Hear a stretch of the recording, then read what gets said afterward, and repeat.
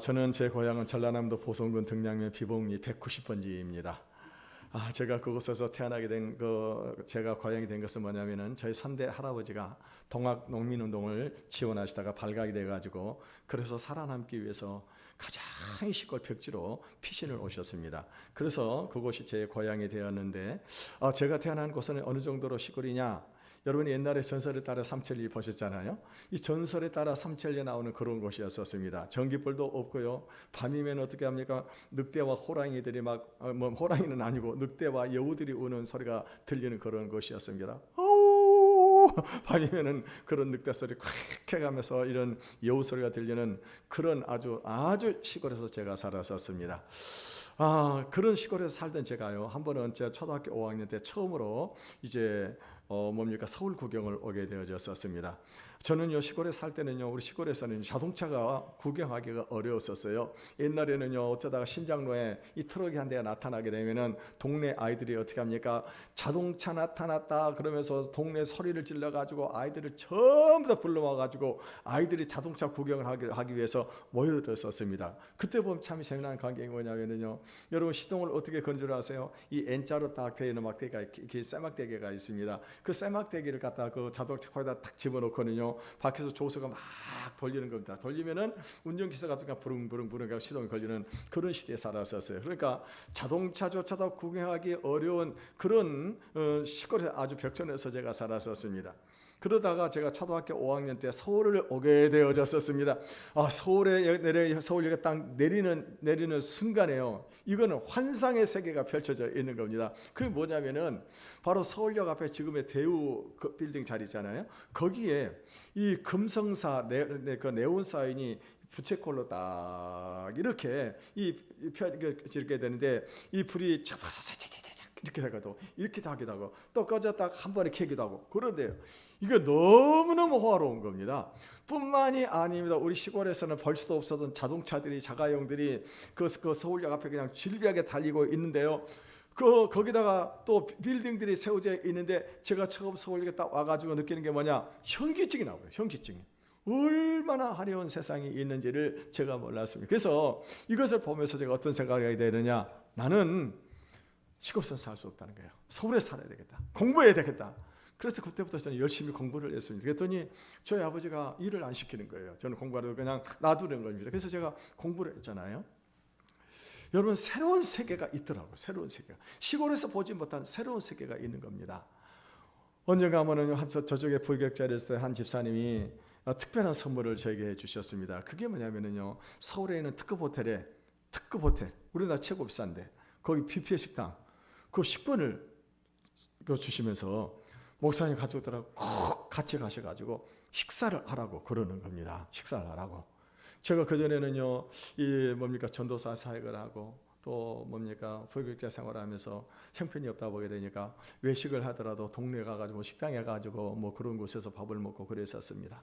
변변한 데 가가지고 밥을 먹어본 적이 없었습니다. 그런데요, 우리 아이들하고 가족들이 가가지고 특급 호텔 뷔페 식당에 갔는데 가가지고 봐서 보니까는요, 정말 산의 진미 음식들이 많이 있었습니다. 뿐만이 아니라 호텔의 럭셔리한 그런 분위기에다가 종업원들의 친절한 서비스, 이런 것을 보고서는요, 우리 아이가 밥을 먹다가 둘째 아이가 무슨 말을 하냐면은, 아빠, 내가 진즉 여기를 한번 와봤어야 된다는 겁니다. 진즉 한번 와봤어야 된다는 거예요. 왜요?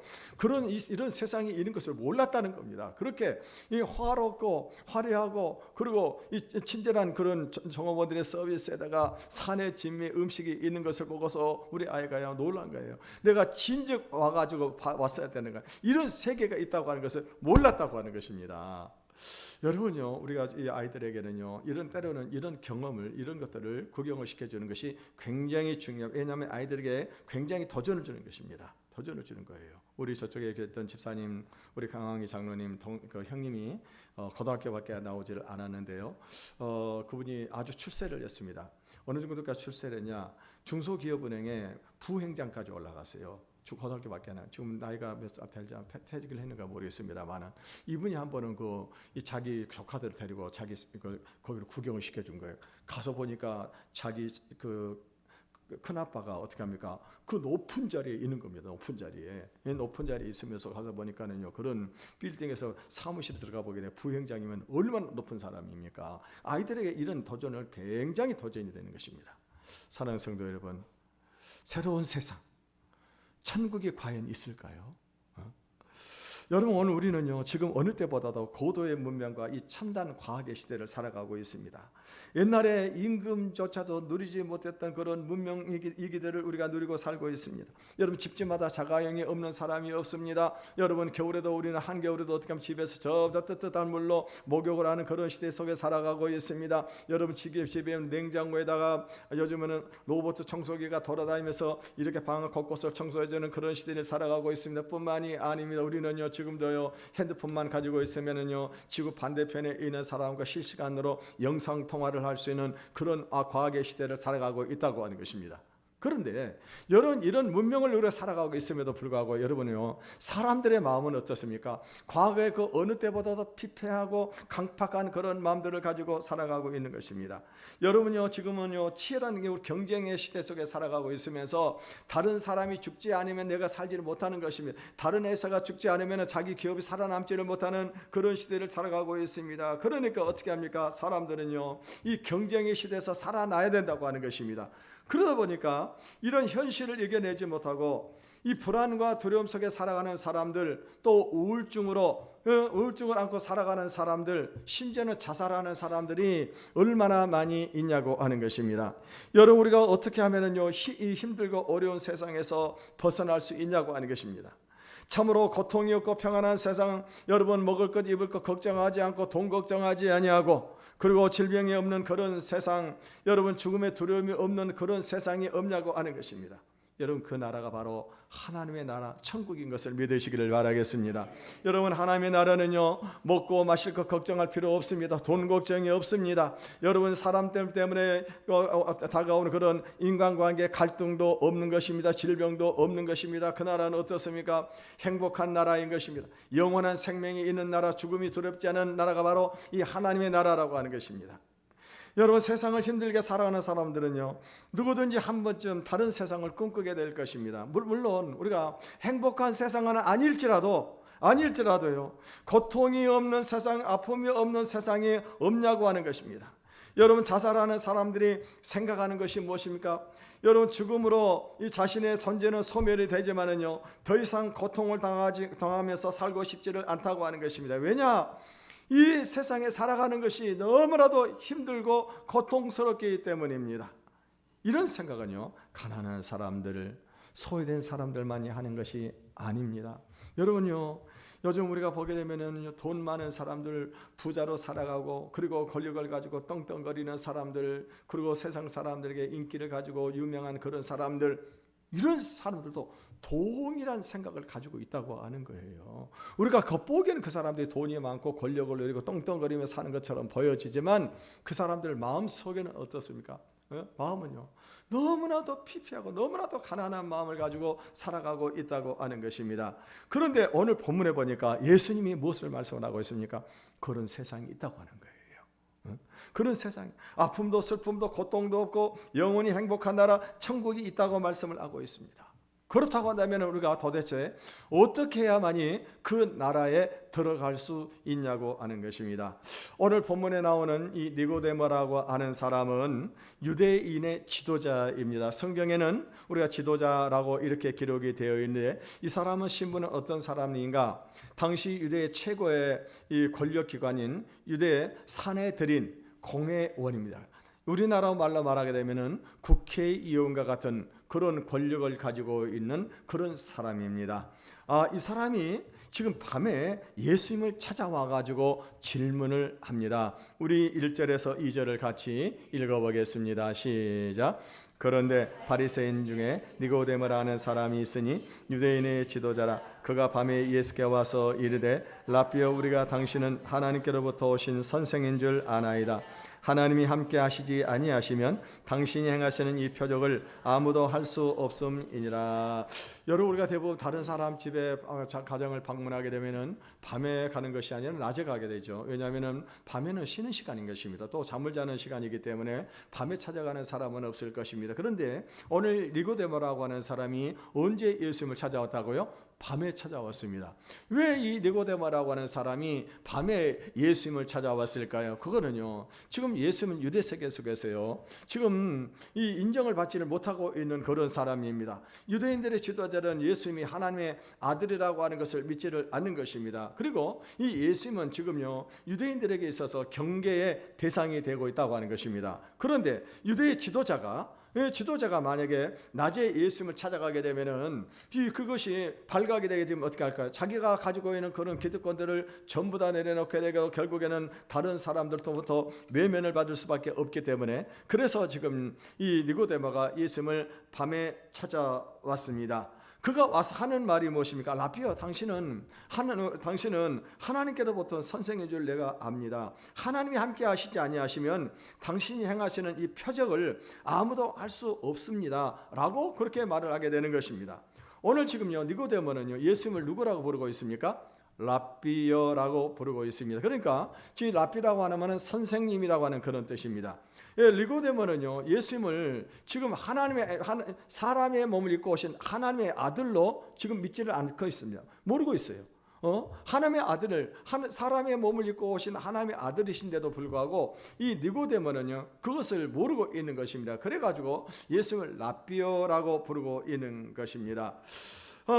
지금요, 이 사람이 지금 니고데모가 예수님이 이렇게 찾아오게 된 동기가 무엇인가? 그는요, 예수님에게서 나타나고 있는 놀라운 표적을 보았다고 하는 것입니다. 표적, 이 표적이라고 하는 말은 사인이라고 하는 그런 의미를 가지고 있어요. 사인. 여러분, 우리가 고속도로를 달리게 되면은요, 사인보드가 있잖아요. 사인보드가 뭡니까? 이 표지판이 딱 있어가지고 우리가 어디를 가게 되면은 앞으로 뭐 의정부까지는 몇 킬로가 남았습니다. 이 사인보드를 보고 우리가 가게 되어지는데, 지금 이 사인이 뭡니까? 이 사람이 보면 어떤 사인을 가지고 있는 거예요. 표적이 있는 거예요. 그 표적이 뭐냐?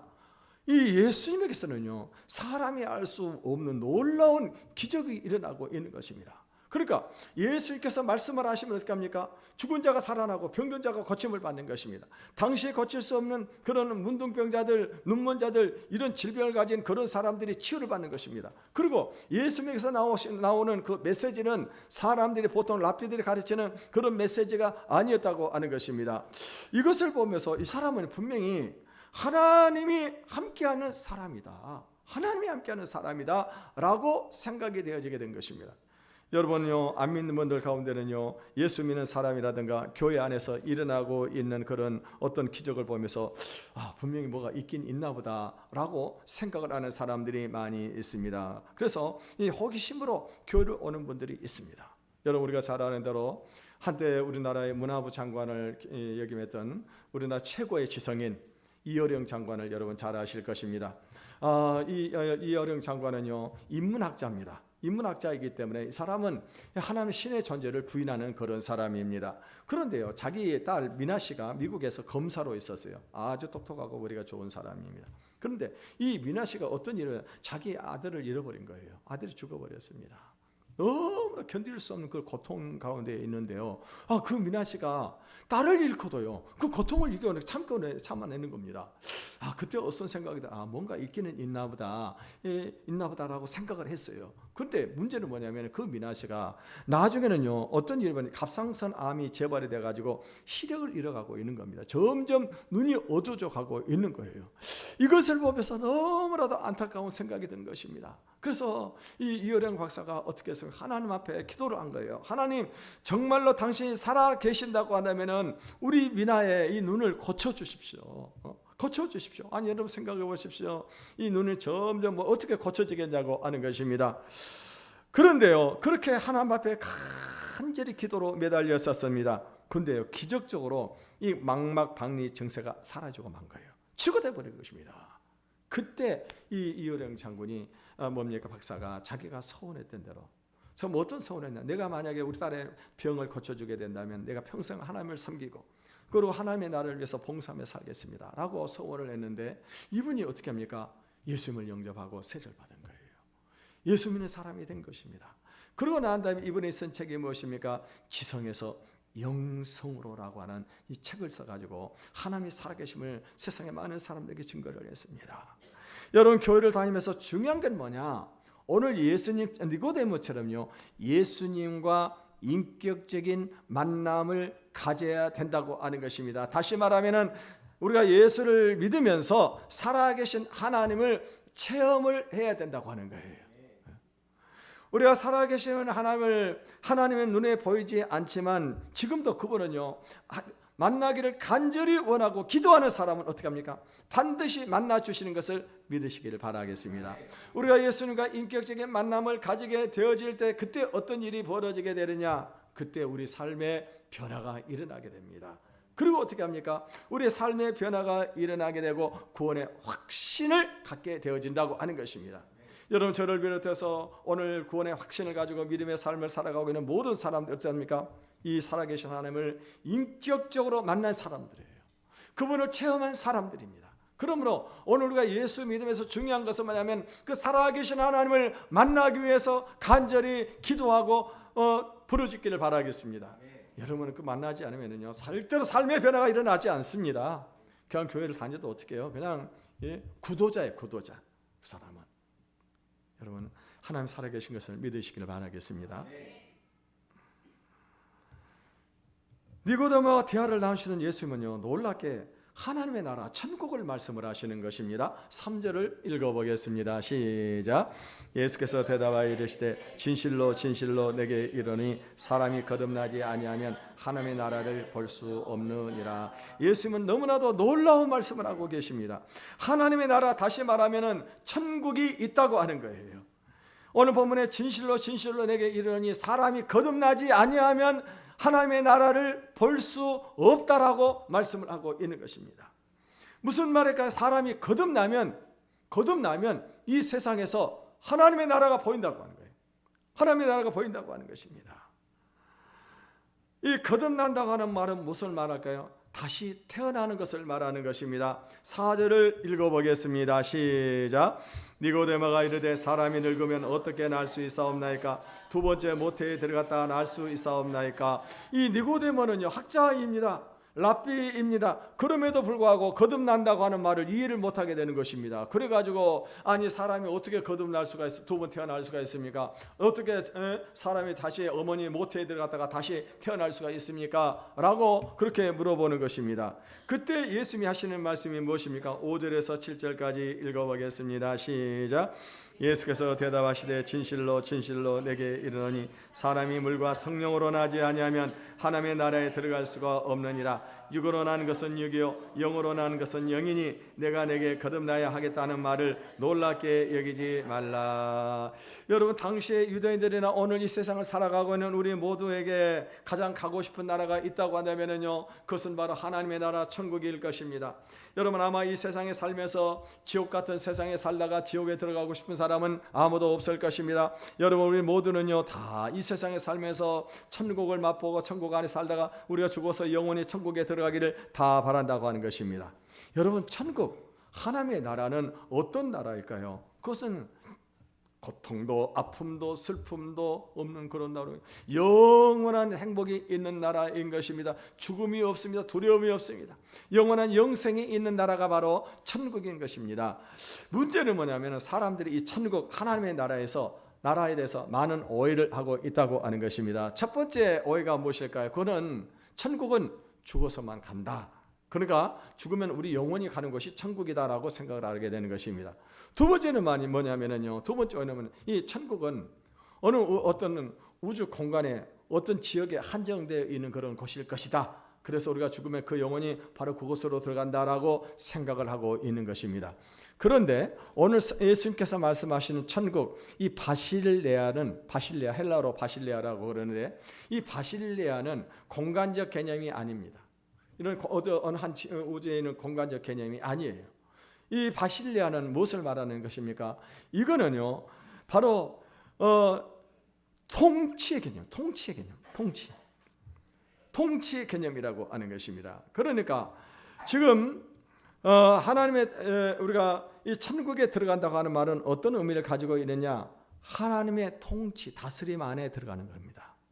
다시 말하면은 하나님의 말씀을 듣고 그 말씀대로 순종할 때 순종할 때 우리 어디로 들어가게 되느냐? 그 다스림 안에 들어가게 되는데, 그때 어떤 일이 벌어지게 됩니까? 우리 눈에 천국이 보이게 되어진다고 하는 것입니다. 여러분, 하나님 예수님은요, 하나님의 나라는 거듭나지 않으면 결단코 그 나라에 들어갈 수가 없다고 말씀하셨어요. 3절을 다시 읽어보겠습니다. 3절입니다. 시작. 예수께서 대답하여 이르시되 진실로 진실로 내게 이르노니 사람이 거듭나지 아니하면 하나님의 나라를 볼 수 없느니라. 여기서 거듭난다고 하는 말은 위에서부터 다시 태어나는 것을 말하는 것입니다. 6절에 육으로 난 것은 육이요 성령으로 난 것은 영이라, 이렇게 말씀을 하고 있습니다. 여러분, 우리 아저도 지난주에도 말씀을 드렸습니다만, 하나님이 우리를 만드실 때 우리를 어떻게 만드셨어요? 하나님의 형상과 모양으로 우리를 만드셨습니다.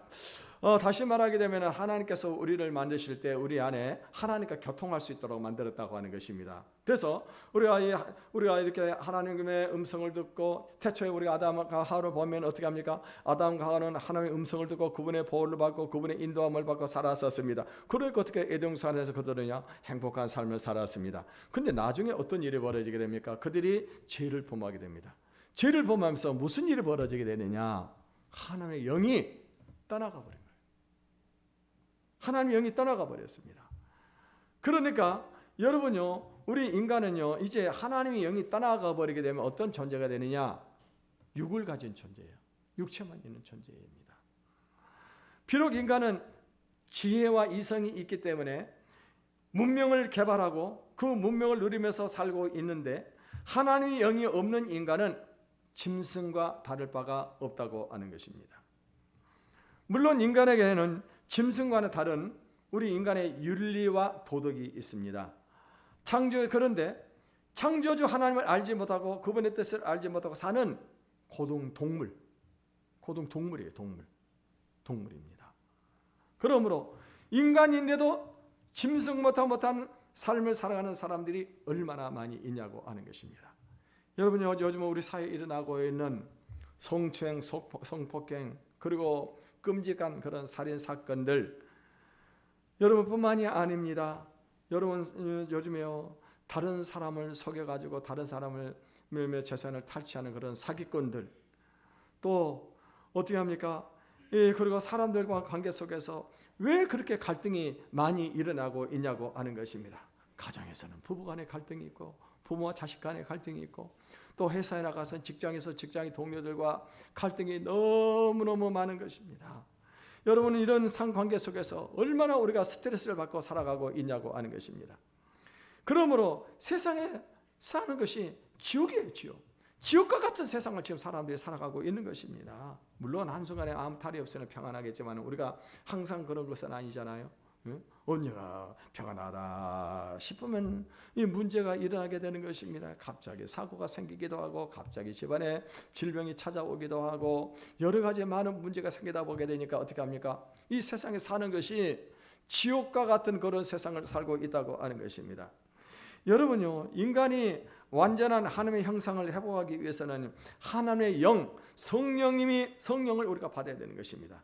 성령을 받으면 그때부터는요, 우리가 하나님의 음성을 듣게 되고 그분의 인도함을 받고 그분의 보호를 받으면서 어떻게 될까요? 이제 하나님과 함께하는 그런 삶을 살게 되는 것입니다. 이것이 성경이 말하는 거듭남이에요. 거듭남. 그때부터 하나님의 나라가 눈에 보이게 되는 것입니다. 하나님의 나라에 들어가서 살게 된다고 하는 거예요. 그러면 어떻게 거듭날 수가 있을까요? 5절을 읽어보겠습니다. 5절입니다. 시작. 예수께서 대답하시되 진실로 진실로 내게 이르노니 하나님의 나라에 들어갈 수 없느니라. 사람이 물과 성령으로 거듭나야 된다고 하는 거예요. 물과 성령으로 거듭나지 아니하면 하나님의 나라에 들어갈 수가 없다라고 말씀을 하고 있습니다. 여기서 물과 성령은 무엇일까요? 학자들에 따라서 견해가 각기 다릅니다만 어떤 사람은 물과 성령을 같은 것으로 봅니다. 그래서 물, 즉 성령으로 해석을 하는 사람이 있고, 물과 성령을 구별하는 사람도 있습니다. 그래서 물은 무엇이냐? 물은 바로 내가 죄인인 것을 고백을 하고 하나님 앞에 죄인이라고 하는 사실을 고백을 하고, 그래서 물로 세례를 받는 것을 말하는 것입니다. 그래서 세례를 받고 죄 씻음을 받고 깨끗함을 받는 것, 이것을 물이라 이렇게 말을 하고 있습니다. 그리고 성령은 무엇입니까? 우리가 이와 같이 이 죄 씻음을 받을 때 하나님께서 우리에게 주시는 그 하나님의 영, 그 영이 우리 안에 들어오게 되어진다고 하는 것입니다. 또 어떤 분들은요, 이 물을 바로 하나님의 말씀으로 해석을 하는 분도 있습니다. 베드로전서 1장 23절을 읽어보겠습니다. 베드로전서 1장 23절, 1장 23절 없나요? 네, 제가 읽어드리겠습니다. 너희가 거듭난 것은 썩어질 씨로 된 것이 아니요 썩지 아니할 씨로 된 것이니 살아있고 항상 있는 하나님의 말씀으로 되었느니라. 우리가 거듭나는 것이 무엇을 거듭났다고요? 하나님의 말씀으로. 하나님의 말씀으로. 그래서 우리가 자꾸 하나님의 말씀을 들어야 되는 것입니다. 말씀을 들을 때 무엇을 깨닫게 됩니까? 우리가 진리를 깨닫게 되는 거예요. 진리를 깨달을 때 우리가 어떤 얘기합니까? 요한복음 8장 32절에 진리를 알지니 진리가 너희를 어떻게 한다고요? 자유롭게 한다고 그래요. 자유롭게. 우리 인생의 얽매임에서 벗어나게 되는 겁니다. 진리를 알아야 돼요. 그러니까 말씀을 많이 들어야 되는 겁니다. 설교를 많이 들어야 돼요. 근데요, 왜 이렇게 말씀을 안 들으려고 그러는 것인지. 예배 시간이 지겹잖아요, 그죠? 예배 시간이 지겹잖아요. 말씀을 많이 들으시기를 바라겠습니다. 그럴 때 우리가 거듭나게 되는 겁니다. 그런데 예수님께서는요, 또 알 수 없는 말씀을 하셨습니다. 그것은 예수님이 들려야 된다고 하는 거예요. 우리 14절에서 15절 말씀을 읽어보겠습니다. 시작. 모세가 광야에서 뱀을 든 것 같이 인자도 들려야 하리니 이는 그를 믿는 자마다 영생을 얻게 하려 하심이니라. 여러분 구약성경 민수기 21장에 보게 되면요, 이스라엘 백성들이 이제 출애굽을 하고 그리고 홍해 바다를 건너서 광야로 이제 들어가게 되었습니다. 광야는 먹을 것 마실 것이 아무것도 없는 거예요. 너무 생활이 불편한 것입니다. 그러니까 이스라엘 백성들이 어떻게 합니까?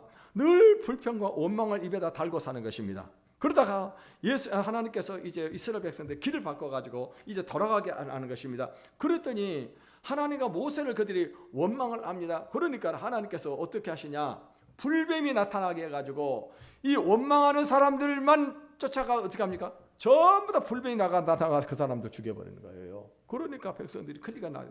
모세를 찾아와가지고 하나님께 기도해가지고 이 불뱀을 쫓아내달라고 합니다. 그때 모세가 하나님 앞에 간절히 기도를 합니다. 기도를 했더니 하나님께서 무엇을 말씀합니까? 불뱀, 노뱀을 만들어가지고 높이 장대에다가 세워가지고 세우라고 하는 거예요. 그리고 그것을 쳐다보는 사람마다 다 낫는다는 겁니다. 불뱀에 물린 사람들이. 여러분 생각해 보세요. 그거 쳐다본다고 사람이 나을까요?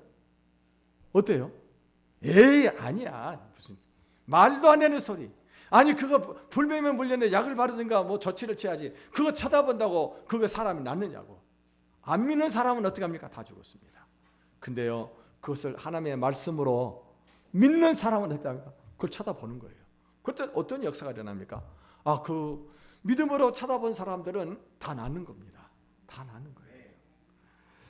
지금 예수님은요 우리 죄값을 대신하시기 위해서 이 세상에 오셔서 십자가에서 죽으시고 십자가에서 매달리시게 될 것입니다.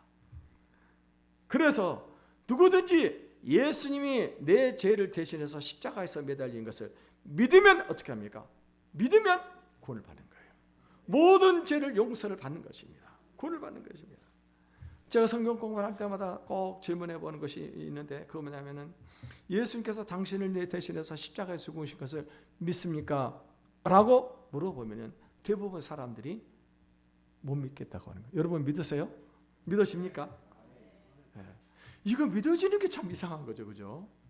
아니 생각해 보십시오. 예수님이 십자가에서 죽으시면서 야 지쳐라, 내가 너를 위해서 십자가 내 죄값을 대신해서 십자가에 죽는다라고 예수님이 말씀하시면 아이고 예수님 정말 저를 위해서 죽으실 거냐고 우리가 그것을 믿을 것입니다. 근데 예수님이 죽는 거 보셨어요? 아무도 못 봤잖아요. 네? 그것도 언제 죽으셨어요? 2000년 전에 죽으셨습니다. 여러분 그동안에 이 지구상에 얼마나 많은 사람들이 태어났다 죽었습니까? 여러분 지금 지구상의 인구가 얼마인 줄 아세요? 80억이 약간 넘더라고요. 80억이 넘어요. 여러분 이 세상에 80억이 넘는 사람들이 있고요. 그리고 수천 년 동안 2000년 이상의 수많은 사람들이 이 세상에 태어났다 죽었습니다. 근데 나는 그중 한 사람인데 어떻게 예수님이 내 죄를 대신해서 죽었다고 믿을 수 있겠냐고 하는 거예요. 근데 이것을 믿으면 어떻게 됩니까? 이것을 믿으면 내 모든 죄를 용서를 받고 그리고 우리가 구원을 받게 된다고 하는 것입니다. 여기서 영적인 중요한 원리가 무엇입니까? 광야에 있는 이스라엘 백성들에게 모세가 한 말은요, 하나님의 말씀이었다고 하는 거예요. 하나님의 말씀. 장대에 달린 노뱀을 쳐다보는 자는 다 낫는다. 이게 무슨 말씀이에요? 하나님의 말씀입니다. 그 말씀을 믿으면 그 사람들은 나는 거예요. 구원을 받는 겁니다. 마찬가지입니다. 예수 그리스도께서 하나님의 아들이시고 그분이 내 죄를 대신해서 십자가에서 죽으시고 부활하신 것을 믿으면 어떻게 합니까? 믿으면 내 죄를 다 용서를 받고 새롭게 거듭나는 거예요. 새롭게 거듭나는 것입니다. 그때 어떤 일이 벌어지게 됩니까? 성령이 우리 안에 쏙 들어오는 것을 믿으시기를 바라겠습니다. 우리 안에 성령이 들어오시는 겁니다. 그때부터 성령님이 함께 하시는 삶을 살게 되는데 비로소 하나님의 통치하심이 보이는 것입니다. 또한 하나님의 말씀에 순종할 때 하나님의 나라, 그 천국, 그 천국에 내가 들어가는 거예요. 그 천국에. 거기서 사는 겁니다. 영국의 에드워드 모터라고 하는 사람이 있었습니다. 이 사람은 37살이 될 때까지 무엇을 했느냐? 캐비넷 공장에서 막노동을 하면서 살았었습니다. 자기는 가난해서 배우지 못했습니다. 그러니까 자기는 어떻게 합니까? 가난하고 배우지 못하니까 이렇게 평생 이 캐비넷 공장에서 막노동을 하면서 살 것을 생각하니까 너무나도 불행하다는 생각이 든 것입니다. 그래서 이 사람은 어떻게 합니까? 열등의식, 불만, 원망으로 가득 차 있었습니다. 그의 삶은 전혀 의미가 없었고 소망이 없었습니다. 어느 겨울날 이제 이렇게 길거리를 배회하는데요. 교회 종소리가 들리는 것입니다. 그래서 이제 교회를 찾아 들어가게 되어졌었습니다. 그때요, 존 하야트 목사님이 오늘 본문의 요한복음 3장, 이 3장을 가지고 설교를 하는 것입니다. 설교를 할 때 이 사람이 어떤 생각을, 나도 거듭나야 되겠다는 거예요. 나도 거듭나야 되겠다. 그래서 그때부터 열심히 교회를 다니면서 말씀을 들었습니다. 그 순간에 어떤 일이 벌어졌을까요? 그 안에 성령님이 들어가시면서 성령님과 함께 동행하는 삶을 살기를 시작을 했었습니다. 근데요, 그때요, 놀라운 일이 벌어졌었습니다. 그 사람이 어떤 고백을 하게 되느냐? 이제 내 망치 소리는 노래하기 시작했다. 내 망치는 이제 춤을 춘다. 그리고 내 눈동자에는 생기가 들고 내 마음속에는 생수가 솟아난다. 예수님께서 내 마음에 오셨기 때문이다. 나는 거듭났다라고 고백을 한 것입니다. 여러분, 그 사람은요, 과거와 똑같은 일을 하고 있습니다. 똑같은 불행한 처지에 있었습니다. 그런데요, 예수님을 영접하는 순간에 어떤 일이 벌어지게 됐습니까? 삶의 변화가 일어난 거예요. 자기 안에 약간의 변화가 일어났어요. 다른 사람들 보지 못하는 약간의 변화, 예수 믿는 믿음이 그 안에 생겼습니다. 그랬더니 어떤 일이 벌어집니까? 삶이 완전히 달라진 겁니다. 그래서 나중에는요, 이 공장을 자기가 사들이고 그러나 큰 사업가가 되고 행복한 삶을 살았습니다. 그래서 이 사람이 찬송가를 하나 지었습니다. 우리가 잘 부르고 있는 찬송가, 이 몸의 소망 무언가 우리 주 예수뿐일세, 우리 주 예수 밖에는 믿으리 아주 없도다. 굳건한 반석이시니 그 위에 내가 서리라, 그 위에 내가 서리라. 여러분, 이 세상에는요, 두 부류의 사람이 있습니다. 계란도 두 종류가 있어요. 똑같은 계란인데 두 종류의 계란이잖아요. 어떻게 있죠? 무정란과 유정란이 있어요. 똑같아요. 생김새 똑같습니다. 무정란이 있고 유정란이 있습니다. 사람도 두 부류의 사람이 있어요. 우리가 겉에 보기에는 똑같습니다. 근데 어떤 사람, 그 안에 성령이 들어있는 사람이 있고 성령이 없는 사람이 있습니다. 여러분, 성령이 없는 사람은요, 똑같은 사람이지만 이 성령이 없는 사람은 늘 정욕의 지배를 받고 살아가는 것입니다. 왜냐하면 인생은 죽어버리면 끝이라고 생각하기 때문에요. 그래서 사는 동안에 인생을 즐기면서 살아가야 된다고 하는 것입니다. 자기 욕망을 성취하기 위해서 다른 사람의 아픔을 외면하고 다른 사람의 희생을 통해서 자신의 욕망을 성취하려고 하는 것입니다. 자신과 자기 가족밖에 모르는 사람입니다. 이런 사람들은 짐승하고 똑같은 삶을 사는 것입니다. 결국에는 그렇게 살다가 심판을 받고 지옥에 드는 것입니다. 그런데 성령을 받은 사람은 어떤 사람입니까? 똑같은 사람인데 자기 마음대로 살지 않습니다. 하나님이 살아계심을 믿기 때문에 하나님의 기뻐하시는 뜻을 따라서 어떻게 삽니까? 그분의 기뻐하시는 뜻을 따라 하나님을 예배하는 거예요. 성령을 받은 사람의 가장 중요한 큰 특징이 뭐냐? 예배를 가장 소중히 여기는 것이에요. 왜요? 하나님이 우리 인간을 창조하신 목적이 무엇인가요? 그거는 하나님을 예배하는 백성을 만드시기 위해서. 이사야 43장 21절에 보면은요, 이 백성은 내가 나를 위하여 지었나니 나의 찬송을 부르게 하려 함이라. 그래서 성령이 들어있는 그 사람은 가장 무엇을 소중히 한다고요? 예배를 소중히 하는 겁니다. 이 예배에 생명을 거는 거예요. 예배에 생명을 거는 겁니다. 왜요? 이것이 하나님 가장 기뻐하는 일이라고 하는 겁니다. 성령을 받지 못한 사람은 어떻게 합니까? 뭐 예배 적당히 드리면 되는 거지 뭐. 교회 푹 빠질 필요 없어. 그러죠. 인생의 목적을 아는 거예요. 우리 인생의 목적을 아는 겁니다. 그리고 성령을 받은 사람은 하나님이 살아계심을 알기 때문에 죄를 멀리하는 것입니다. 죄를 두려워하는 거예요. 우리가 죄성을 가지고 있기 때문에 때로 죄를 지을 수가 있는데요. 그때마다 어떻게 합니까? 그때마다 회개하는 것, 통회하는 겁니다. 그리고 하나님의 뜻을 따라 이웃을 사랑하고 이웃을 위해서 희생의 삶을 사는 것입니다. 그러므로 성령을 받은 사람은 세상 사람들과 구별된 거룩한 삶을 사는 겁니다. 또 한 가지가 있어요. 성령을 받았는데 성령으로 충만한 사람이 있고 성령으로 충만하지 못한 사람이 있다는 것입니다. 성령으로 충만하지 못한 사람은 자꾸 넘어집니다. 쓰러집니다. 세상의 유혹과 육체의 정욕을 이기지를 못하는 것입니다. 그 사람에게서는요, 하나의 능력이 나타나지를 않습니다. 그런데 성령으로 충만한 사람은 이 세상의 유혹과 육체의 정욕을 이겨내는 것입니다. 늘 하나님의 뜻을 따라 사는 것입니다. 하나님의 능력이 함께하는 삶을 사는 것입니다. 그러기에 늘 기쁘고 행복한 삶을 살아가는 것입니다. 마음이 평안한 것입니다. 이 세상에서 하나님의 나라를 보고 그 안에서 들어가면서 날마다 하나님을 찬양하는 삶을 사는 것입니다. 그리고 죽어서 영원한 천국에 그 영혼이 들어가는 것입니다. 여러분, 오늘 저 여러분들이 적당하게 예수 믿으려고 하지 마세요. 성령을 받으시길 바라겠습니다. 성령의 충만함을 받고 그 충만함 세계 속에 안에서 살아가시기를 바라겠습니다.